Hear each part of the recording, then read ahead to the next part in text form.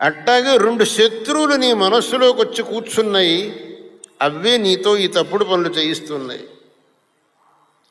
ఎవరు బాబు ఆ శత్రువులు అని అంటే, కామ ఏష క్రోధ ఏష. ఒకటి కామము, ఇంకొకటి క్రోధము. కామము అంటే ఆశ, క్రోధము అంటే కోపం.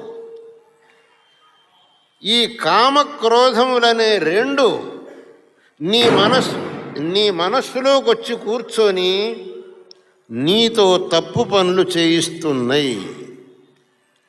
ఈ రెండింటికి నీవు వశం కాలేదు అని అంటే నీ వల్ల తప్పు పనులు జరగవు.